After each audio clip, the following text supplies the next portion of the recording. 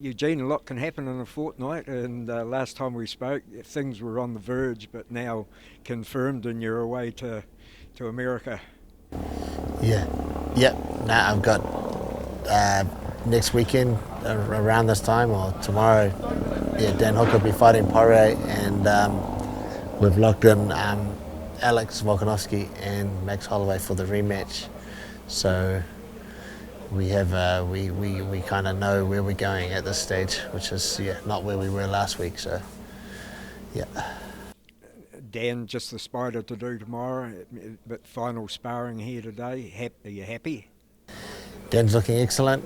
Um, I've given up having to worry so much about these guys. These guys, their body and their mentality is so in tune now that it's not coincidence that always by the end of camp everything starts to click and come right.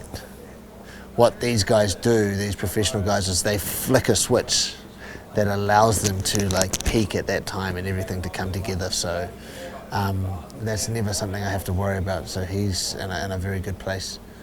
So yeah, I'm very happy.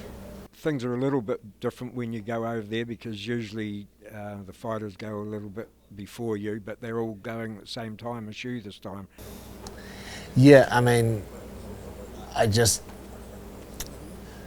normally I would normally the fighters do like to get there like quite early, and it's just 2 or 3. After that you're resting pretty much 2 or 3 days. Like I would prefer to stay here, but we're leaving a little bit later, and just with the situation with flights and immigration and everything, it's best we all stick together and arrive together instead of all dribble in and then potentially having 3 or 4 different problems as people dribble into the border.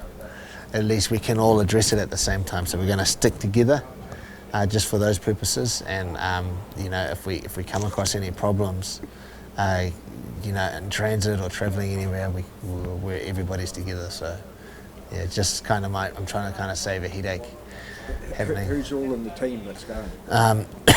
Andre's going to be coming. Mike Anger's going to coming, and myself. So three cornermen. So I'm very happy. I'm very happy that with Andre and Mike, and that they've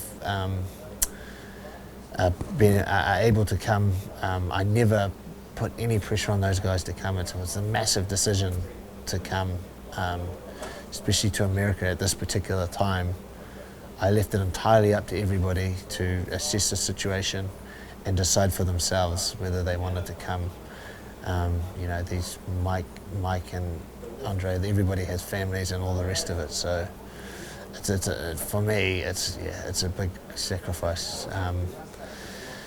Not just because of the global situation at the moment, but because of you've got to spend 3 weeks away from your family and your loved ones and from work and stuff, because you have to quarantine for 2 weeks. It's priceless. Like, no amount of money can pay for that. Nothing can get you that back. It doesn't matter what the reward is. So everybody's on board. Everybody's coming. So we're moving forward, and we're going to really take care of this fight. So after that's done and dusted, you aren't coming home. You're going to Fight Island. Yeah. Well, the situation is, if I came back, I would have to sit in quarantine for 2 weeks. They wouldn't let me leave again. And there's only 2 weeks to Alex's fight, and I have to be there at the start of the week. So I just have to, I'm just going to hang around in my hotel room in Vegas.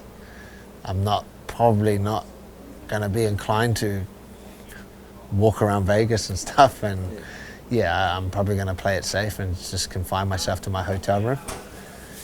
But I'll throw myself into something else. There's plenty of stuff for me to do. There's plenty of video work for Alex that we need to do, because that's a short notice fight. And through the power of technology, I'll keep in touch with my family and everybody else, the guys at the gym. I've got the cameras being set up so I can watch all the sparrings live on my phone. So I'll just do my best. Yeah. Now, the situation with Alex, the last few camps he's done his last month here with the boys, how have you overcome that? What has he been doing over there? Yeah, so I mean, we talk a lot. We have what they call these Zoom meetings where all the coaches come together, and through the Zoom meetings, you can share videos and stuff, and you can analyze and slow videos down. So we've been doing a lot of that. I've been sending them a lot of stuff as I'm coming up with it, of the direction that I think things should go. On his end, he's flown in some really high-level training partners and accommodated them. He's got Jamie Malaki, who Brad last fought. He's got Martin Nguyen, who's the one championship title holder in 2 weight divisions, and he's got Josh Colabau, who just recently signed with the UFC. So he's got some really high-level training partners to work with, just like he would if he had come to CKB. So he's not missing out on anything there. And then, of course, the most important thing is his main coach, Joe Lopez, is still there, working on their pads and the game planning and just keeping a careful eye on how things are, and also relaying whatever input me and Brad have, and Frank. So things should, things for Alex are going to be as per normal as we can get them. You were telling me it wasn't a simple task for him to be allowed to have contacts. No, I mean they got no contact there. Basically, they're not in the same place that we are in New Zealand, so they had to basically get the same dispensation that the NRL cost. So that cost, they had to get a consultant to give her a plan, which cost literally, more than 10 grand to do that. Then you got to go through the process of lobbying that to government, which is another 10 plus grand. Then you got to fly in you can't have any, he needs to fly in all his training partners. He needs to shut down an entire gym to do it, and he has to get all those training partners and himself tested every week, and that's all at a cost. So the cost goes to get this fight on just go through the roof. But if the UFC obviously is going to help take care of some of those costs, and also if the reward is worth the risk, then that's where we are. And obviously we think the reward is worth the risk, so that's why we're taking the fight. We're confident. So what you've seen on your videos of Alex, does he look where you think he should be? He's looking better and better. Like he started camp a little heavy, not out of shape, but a little bit out of like what you call fight shape.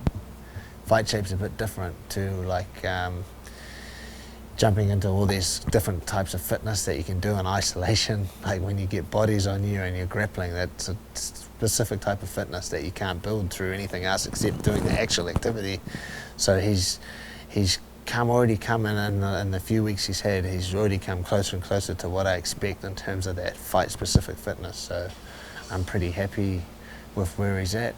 His sparring, he's still got a few weeks, and he'll need those few weeks. He's going to need absolutely every bit of time that he can garner out of this. So I expect him to come right. Like for these guys, sometimes it's not about time, it's a mentality. That their mind and their body just knows when it's 4 weeks out from a fight. It knows when it's 3 weeks out of a fight. It knows when it's 2. It knows when it's fight week.